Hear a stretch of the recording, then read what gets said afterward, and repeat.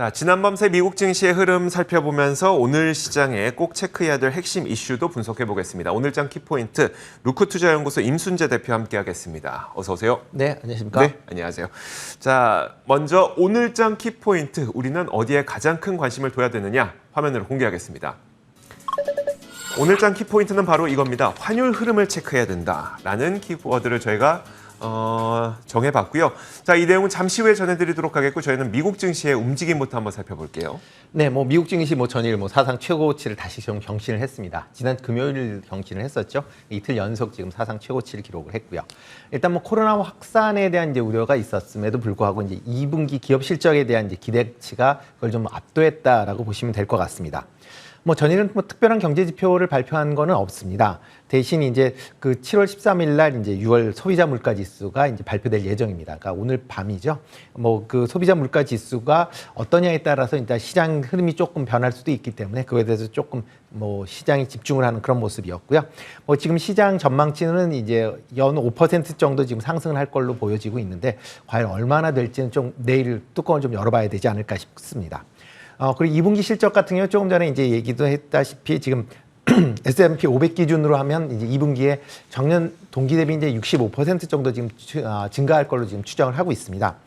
현재 이제 시장 기대치가 이제 계속 좀 올라가고 있는 그런 상황이다라고 보여지면 그 기준으로 본다면 어닝 서프라이즈까지는 나오기는 조금 어렵지 않을까. 대신 이제 실적들은 상당히 좋게 나올 걸로 그렇게 예상들을 하고 있습니다. 대신 이렇게 2분기 실적이 너무 좋게 나온다라고 하게 되면 뒤집어 생각을 하면 2분기 실적이 혹시 피크 아니냐라는 그런 우려감도 또 나올 수 있다라는 것도 좀 감안을 하셔야 될 것 같습니다. 그래서 이제 하반기 그러니까 2분기 실적들이 나오면서 하반기에 대한 이제 코멘트 부분도 조금 관심 있게 좀 보실 필요는 있지 않을까 싶습니다. 그러니까 금일 이제 13일이죠. 13일 이제 골드만삭스나 JP 모건 체이스가 일단 실적 발표를 시작을 합니다. 그러면서 이제 금융주가 먼저 실적 발표를 하고요. 그다음에 여타 주로 이제 주식으로 이제 확장이 될 것 같고요. 월 말 정도에 아마 기술주들이 발표를 할 그럴 예정입니다. 유가는 이제 코로나 재확산 때문에 수요 감소 우려 때문에 조금 약세를 그렇게 보였고요.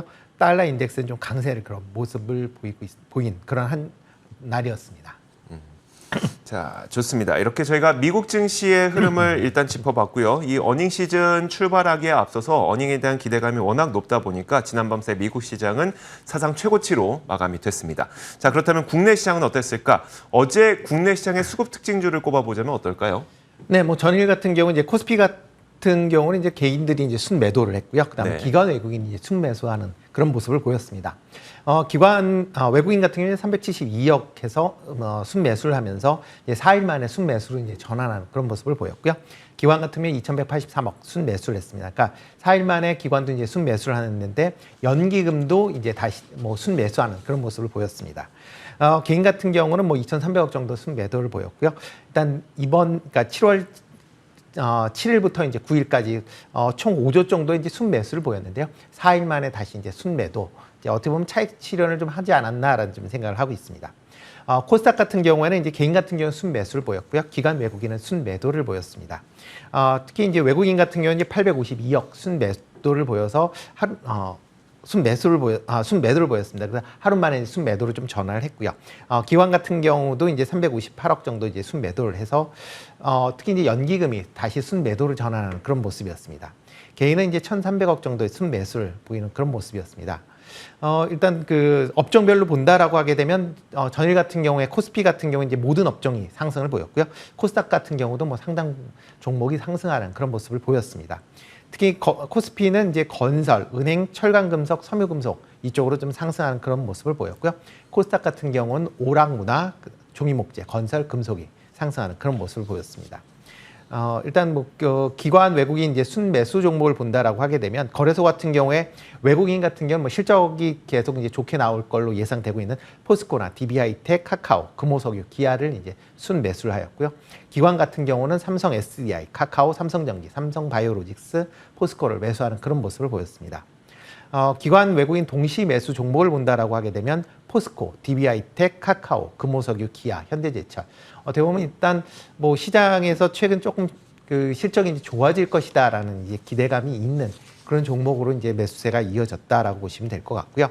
코스닥 시장 같은 경우 이제 외국인 기관 이제 동시에 순매수한 종목은 위즈웍 스튜디오, EM텍, 그다음에 파인테크닉, 이그젝스, 뭐 동화기업 이런 종목이 이제 강한 그런 양 매수를 보이는 그런 종목이었다라고 보시면 될 것 같습니다. 고객 예탁금이 이제 66조 5천억으로 해서 전일보다 2조 9천억 정도 감소를 했습니다. 근데 뭐 일단 감소폭 자체는 개인들이 이제 매수한 수량을 본다라고 하게 되면 그렇게 큰 폭은 아니지 않나라고 생각이 되고 있고요. 전일 뭐 전체적으로 뭐 상승을 보였는데 일단은 뭐 지난주 하락에 대한 이제 반발 매수가 조금 더 강하지 않을까 좀 생각을 하고 있습니다. 특히 이제 지난주 금요일 날 그 미국 지수가 이제 상승을 한 거에 대한 영향이 좀 크지 않았나라는 생각이 들고 있고요. 특히 이제 미국이나 이제 유럽 같은 경우에 이제 코로나가 지금 확산이 되고 있음에도 불구하고 일단 백신 접종이 이제 상당 부분 이제 진행이 되다 보니까 이런 뭐 코로나 접종을 일단 코로나가 재확산이 된다라고 해도 경제 재개에 관련된 부분은 조금 덜 이제 영향을 미치지 않을까라는 그런 좀 생각들이 좀 강하지 않았나 싶습니다. 특히 전일 시장 같은 경우 외국인의 선물 매수가 조금 이제 특이했다라고 보시면 될 것 같고요. 선물이 한 7,700억 계약 정도는 순매수했습니다. 일단 뭐 시장 자체가 전체적으로 조금 이제 등락이 이제 엇갈리면서 순매수를 한 이유가 아직 뚜렷하게 나와 있지는 않지만 향후 시장 흐름 자체는 좀 더 아직까지는 좀 불투명하게 좀 보지 않았나라는 좀 생각이 들고 있고요.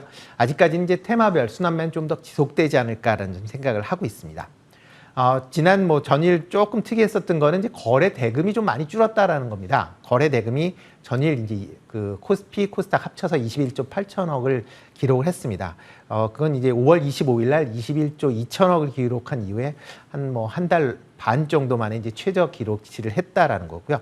특히 거래소 거래 대금이 11조 3천억으로 작년 11월 이후에 최저치를 기록을 했습니다. 그러니까 그만큼 시장 자체는 투자 심리는 그렇게 좋은 상황은 아니지 않을까라는 좀 생각을 하니까요. 그 점은 이제 투자하는데 좀 유의하시는 게 좋지 않을까라는 생각을 하고 있습니다.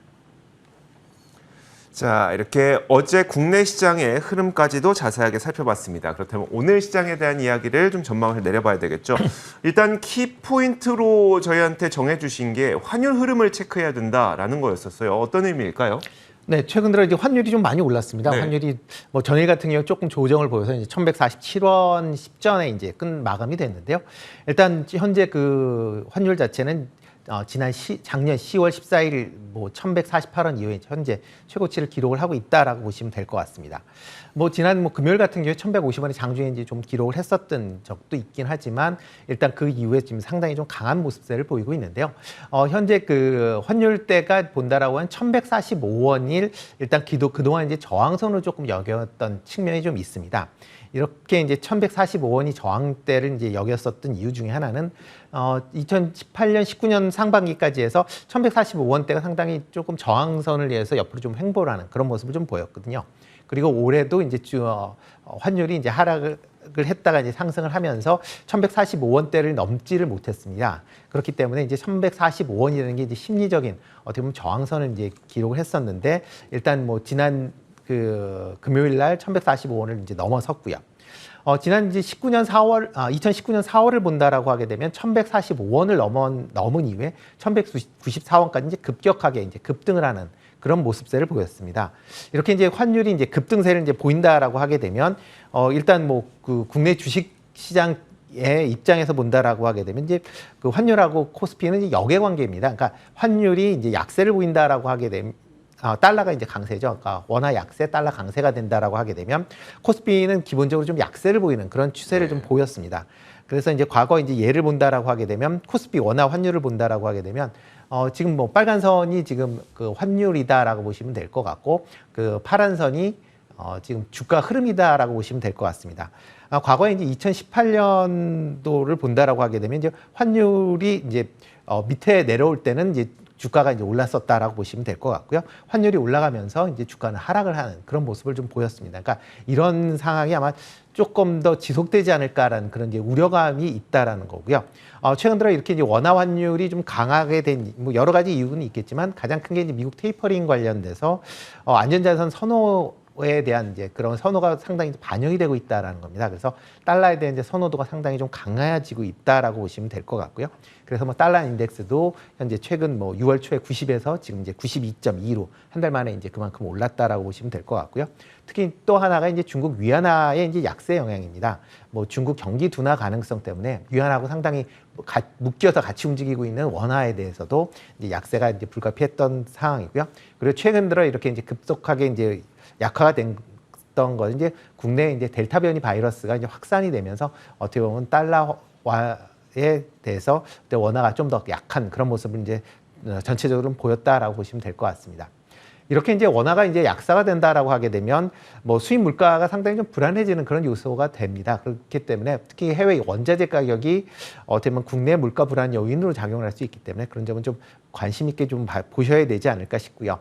뭐 일례로 뭐 최근에 이제 유가가 상승을 하면서 휘발유 가격이 많이 올랐습니다. 국내 뭐 휘발유 가격도 지난 전주 이제 기준으로 본다라고 하게 되면 1,615원을 이제 기록을 하고 있습니다. 이게 10주 연속 상승하는 그런 모습세를 보이고 있으니까요. 그런 점도 좀 감안을 해 보실 필요가 있지 않을까 싶습니다. 알겠습니다. 자, 환율이 오르다 보니까 이게 뭐 주가 부담 요인 될 수 있다는 점도 좀 챙겨 놓으셔야 된다라는 조언이었었고요. 자, 그렇다면 이런 것들을 저희가 알고 있는 상태에서 오늘 국내 시장의 투자 전략은 어떻게 세워야 돼요? 네, 일단 뭐 국내 시장은 뭐 일단 빠른 뭐 순환매가 이어지지 않을까라는 네. 생각이 듭니다. 물론 이제 어저께 이제 많은 종목이 올랐기 때문에 뭐 더 갈 수 있느냐라기보다는 어떻게 보면 순환매이기 때문에 어저께 많이 올랐던 종목이 상대적으로 조금 그 상승 탄력은 좀 떨어지지 않을까라는 생각이 좀 할 수도 있고요. 어저께 쉬었던 종목들이 오늘 올라가지 않을까. 그러니까 최근 들어 이런 뭐 장 흐름이 좀 상당히 좀 많이 이제 이루어지고 있다라는 것도 좀 감안을 하셔야 되지 않을까라는 생각이 듭니다. 대신 뭐 국내 같은 경우에 전일 미국의 이제 반도체 지수인 이제 필라델피아 반도체 지수가 뭐 강한 모습을 좀 보였습니다. 1% 넘게 상승을 하였기 때문에 뭐 아마 반도체 쪽으로는 조금 이제 뭐 매기가 좀 들어오지 않을까라는 생각이 들고요. 그리고 또 이제 오늘 이제 SD 바이오센스의 이제 환불일입니다. 지금 뭐 청약 대금이 31조 정도가 지금 환불이 될 예정인데요. 이 자금이 어떻게 그 국내 증시의 뭐 매수 여부가 조금 더 관심 있게 뭐 한번 보실 필요는 있을 것 같고요. 뭐 이 와중에서 가장 중요한 게 이제 기업 실적입니다. 미국 같은 경우도 주식 시장이 좋은 이유 중에 하나가 이제 기업 실적이 이제 호전되는 그런 기대감이고요. 국내 같은 경우는 아무리 장이 출렁거려도 기업 실적이 좋아지는 종목 중심으로는 매수가 계속 이제 유입이 된다라고 보시니까요. 일단 기업 실적 좋아지는 그런 종목으로 계속 관심 있게 보실 필요 있지 않나 싶습니다. 알겠습니다. 자, 이렇게 오늘 시장 투자 전략까지 세워봤습니다. 루크투자연구소 임순재 대표와 함께 이야기 나눠봤습니다. 고맙습니다. 네, 고맙습니다.